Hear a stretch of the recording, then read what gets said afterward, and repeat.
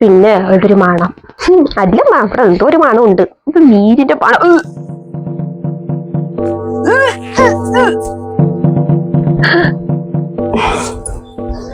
2 ദിവസം പറഞ്ഞിട്ട് പോയതാ, ദിവസം 5 ആയി. പാലൊക്കെ അടച്ചിട്ടുണ്ടല്ലോ, പെണ്ണിവിടെ ഇല്ലേ?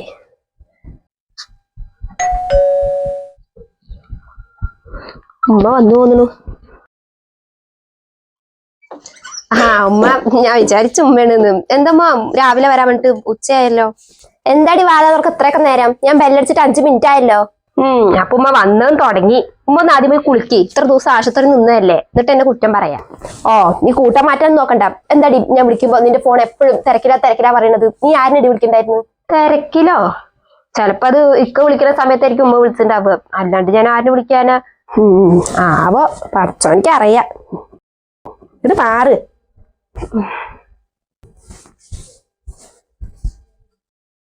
വന്നതും തുടങ്ങി ഉമ്മാന്റെ സംശയരോഗം. ഇനിയിപ്പോ ഞാൻ എന്തൊക്കെയാണാവോ കേട്ടത്.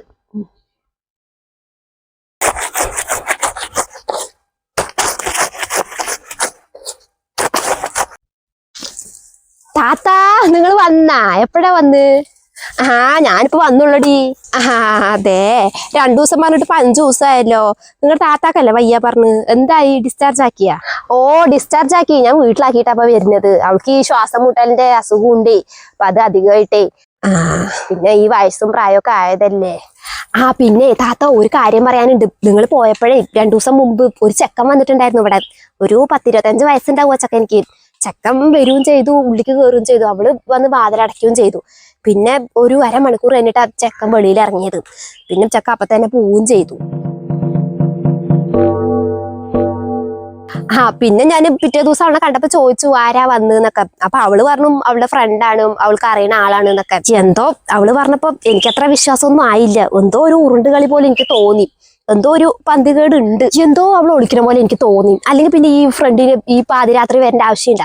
സമയം 9-10 മണിയായി. ഈ സമയത്ത് വരേണ്ട വല്ല ആവശ്യമില്ല. അപ്പൊ പകല് വന്നാ പോരെ? അതും ആരും ഇല്ലാത്ത സമയത്ത് ഈ രാത്രി ഒരു ചക്കനിക്ക് വരേണ്ട ആവശ്യമില്ല. ഇനിയിപ്പോ ഇത് നിങ്ങൾ അവളടുത്ത് ചോദിക്കാൻ നിൽക്കണ്ടാട്ടാ. ചിലപ്പോ അവളുടെ ഫ്രണ്ട് തന്നെ ആയിരിക്കും, ചിലപ്പോ എന്തിനെങ്കിലും വന്നതായിരിക്കും. ഇനിയിപ്പോ നിങ്ങൾ ഇത് ചോദിച്ചിട്ടേ ഞാൻ അവളടുത്ത് ചോദിച്ചാൽ അവൾക്ക് അറിയാം ഇപ്പൊ ഞാനാ കണ്ടിട്ടുള്ളൂന്ന്. ഇനിയിപ്പോ അവൾക്ക് എൻ്റെ അടുത്ത് ദേഷ്യാവും. നിങ്ങൾ ചോദിക്കാൻ നിൽക്കണ്ടാട്ടോളൂ താത്ത. ഏറ്റു അല്ലെങ്കിൽ ഇവർക്ക് ഇവരുടെ മകളുടെ സംശയം കൂടുതലാ. ഇനിയിപ്പോ അത് ഒന്നും കൂടി കൂടിക്കോളും. എന്നാലേ ഞാൻ അങ്ങോട്ട് പോട്ടാട്ടാ, ചോറും കൂട്ടാനൊക്കെ വെക്കണം. അല്ലടി റുബീന, പിന്നെ ആരെങ്കിലും വരുന്ന കേട്ടോ? പിന്നെ ഞാൻ അങ്ങനെ ആരെയും കണ്ടൊന്നുമില്ല. പിന്നെ ഇവിടെ എങ്ങടോ പോണ് കണ്ടുവരും കെട്ടിയിട്ടൊക്കെ. എങ്ങടാന്നറിയില്ല. ഇതന്നെ ഇപ്പൊ ഞാൻ രാത്രി മൂത്രമൊക്കെ ഇറങ്ങിയപ്പോ കണ്ടതാ, അല്ലെങ്കിൽ ഞാൻ കാണില്ലായിരുന്നു. സമയം 10-12 മണിയായേ. എന്നാ ശരി, ഞാൻ പോട്ടേട്ടാത്താ.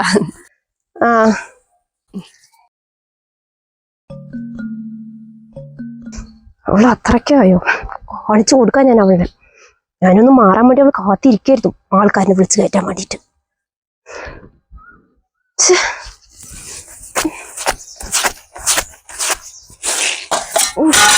കയ്യും പൊട്ടി തേങ്ങ.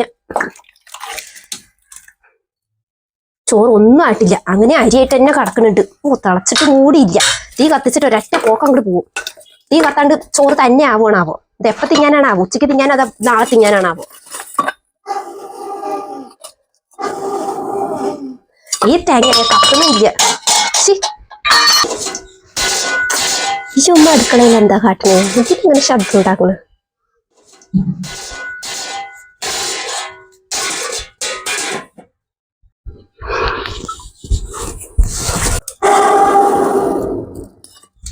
എന്തമ്മ അവിടെ? എന്തിനാ നിങ്ങൾ ഇങ്ങനെ പാത്രങ്ങളൊക്കെ ശബ്ദം ഉണ്ടാക്കുന്നത്? അടുക്കളത്തെ പണിയൊക്കെ കഴിഞ്ഞതല്ലേ, പിന്നെ ഇപ്പൊ നിങ്ങൾ എന്താ ഇവിടെ ചെയ്യണത്? എന്ത് പണി ഒരുങ്ങി? ചോറായിട്ടില്ലല്ലോ, പിന്നെ ചോറ് ആരാ വെക്കുക? ചോറിന് അരിയിട്ടുണ്ടല്ലോ, അത് തന്നെ ആവില്ലേ? എന്തിനാ അതിന്റെ ചോട്ടിൽ നിൽക്കുന്നത്? ചോറിനെ അങ്ങോട്ട് അരിയിട്ടിട്ട് അങ്ങോട്ട് പോയാൽ മതിയല്ലോ, ചോറ് തന്നെ ആവും. തീ കത്തിക്കാണ്ട് ചോറാവോ? തീ അങ്ങനെ കെട്ട് കിടക്കണം. കേട്ടോ, ഞാൻ കത്തിച്ചിട്ട് പോയതാണല്ലോ, അത്ര പെട്ടെന്ന് കേട്ടോ?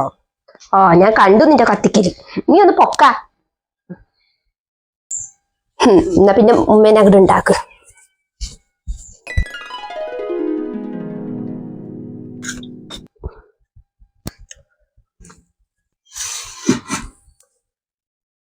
നന്നായിരിക്കുന്നുണ്ട്.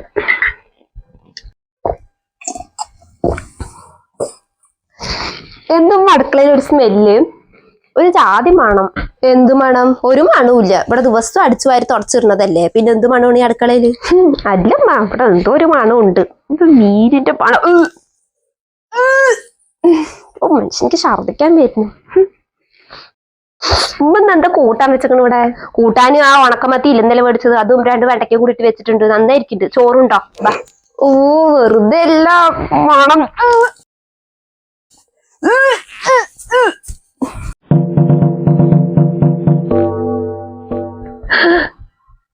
ഇപ്പോഴെന്തിനിപ്പൊ ഛർദിച്ചത് പഠിച്ചോനെ?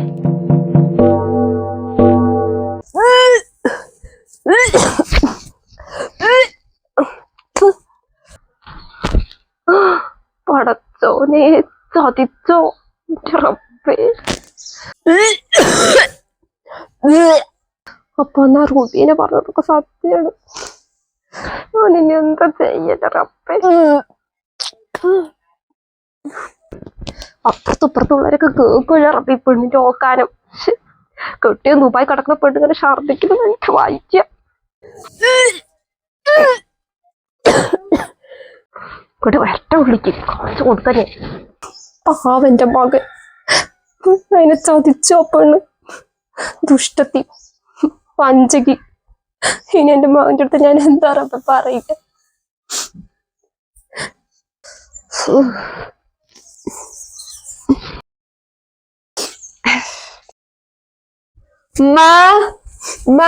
നിങ്ങൾ ഇവിടെ ഇരിക്കുക. ഈ വയറുവേദനയ്ക്ക് ഈ കട്ടൻ ചായയിൽ എന്താ നാരങ്ങ അങ്ങനെ എന്തോ പിഴിഞ്ഞു കുടിക്കില്ലേ? അങ്ങനെ ചെയ്താൽ മാറുമോ? ഒന്ന് പറയുന്നു, എനിക്ക് വയറുവേദന എടുത്തിട്ട് വയ്യേ. നീ എന്നെയും കൊണ്ട് ഒന്ന് പറയിപ്പിക്കണ്ട. മര്യാദക്ക് നീ എന്റെ വീട്ടിൽ നിന്ന് ഇറങ്ങിപ്പോക്കോ. എന്റെ മകനെ ചതിച്ചിട്ട് ഇറങ്ങി പോടി. എന്തൊക്കെയാ നിങ്ങൾ പറയണത്? ഞാൻ ഇക്കനെ ചതിച്ചുന്നോ? എന്തുമ്മ? മതിയടി നിന്റെ അഭിനയൊക്കെ നിർത്തിക്കോ. ഇത്രയും നാള് നീ പറയണതൊക്കെ ഞാൻ വിശ്വസിച്ചു. എല്ലാത്തിനും ഞാൻ നിന്റെ കൂടെ നിന്നിട്ട് നീ എന്റെ മകനെ ചതിച്ചു, ദ്രോഹി. ഈ ഉമ്മക്ക് എന്താ റബ്ബേ, ഞാൻ എന്തു ചെയ്തു എന്നമ്മ നിങ്ങൾ പറയുന്നത്? നീ എന്താ ചെയ്തെന്നോ? ഞാൻ എന്നും ആശുപത്രിക്ക് നിൽക്കാൻ പോയപ്പോ ഏതവനാടി ഇവിടെ വന്നത്? ആരുടെ നീ വിളിച്ചു വെച്ചത്? എന്തിനാടി അവൻ വന്നത്? എന്നിട്ട് ഇതിന്റെ ഉള്ളിൽ നിങ്ങൾ രണ്ടും കൂടി വാലടിച്ചിട്ട് എന്തായിരുന്നു പരിപാടി? അതും രാത്രി. ഇനി നീ എന്നെ പൊട്ടിയാക്കാൻ നോക്കണ്ട. അയ്യോ, ഈ ഉമ്മ. എന്നിട്ട് അവൾക്കിപ്പോ മണം പറ്റില്ല, മീൻ പറ്റില്ല, അത് പറ്റില്ല, ഓക്കാനും ഛർദി. ഞാൻ എന്താ ഇതിനൊക്കെ ഞാൻ എന്താണ്ടി മനസ്സിലാക്കേണ്ടത്? നീ തന്നെ പറ. എന്റെ പൊന്നുമ്മ, അത് അങ്ങനെയല്ല. ഞാനൊന്ന് പറയും. വേണ്ടടി, നീ ഒന്നും പറയണ്ട. അത് നിന്റെ ഫ്രണ്ടാണ്, അതാണ് ഇതാണ് എന്നൊക്കെ പറയാനല്ലേ. എനിക്ക് നിന്റെ തുണയൊന്നും കേൾക്കണ്ട. ഈ ഫ്രണ്ടിന് എന്താ രാത്രി തന്നെ വരാൻ പറ്റുള്ളൂ? ഇനി ഞാനൊന്ന് പറയട്ടെ, ഒന്ന് കേക്ക്. വേണ്ടെന്നല്ലേ പറഞ്ഞത്? മര്യാദയ്ക്ക് ഇറങ്ങിക്ക് എന്റെ വീട്ടിൽ. അന്ന് ഞാൻ നിന്റെ ഫോണിക്ക് വിളിച്ചപ്പോ നമ്പർ തിരക്കില്ല പറഞ്ഞത്. എനിക്ക് ഇപ്പോഴല്ലേ മനസ്സിലായത് നീ ഇവനെ വിളിക്കായിരിക്കില്ലടി. എന്റെ ഉമ്മ, ഞാനൊന്ന് പറയട്ടെ. എന്നൊന്ന് പറയാൻ സമ്മതിക്കും നിങ്ങളെ.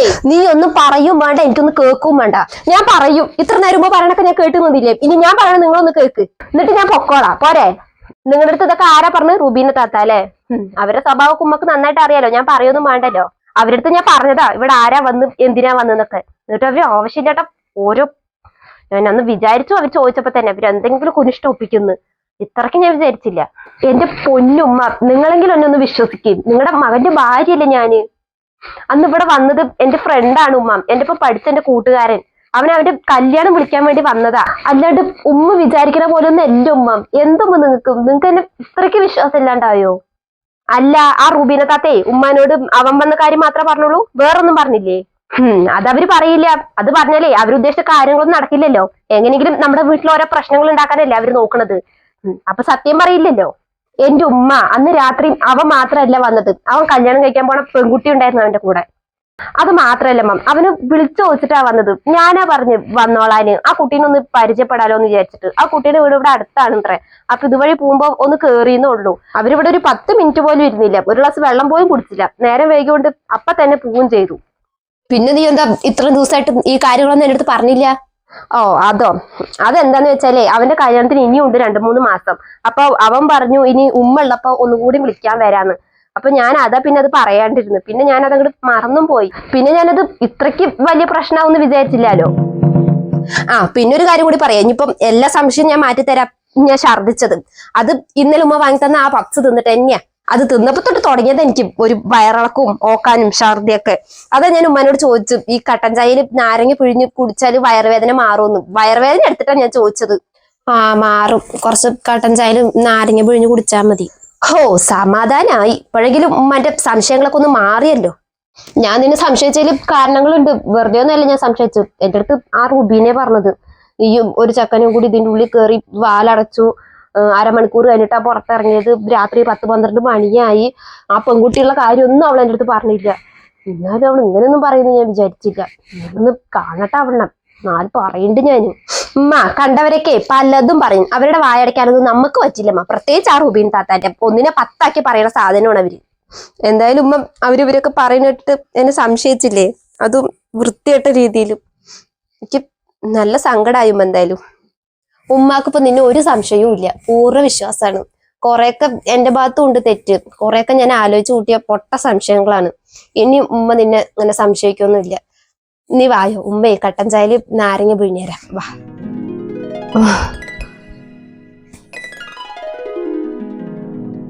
ഓ ഇപ്പഴാ ഒരു സമാധാനായത്. ഇവിടെ വാ മോനെ.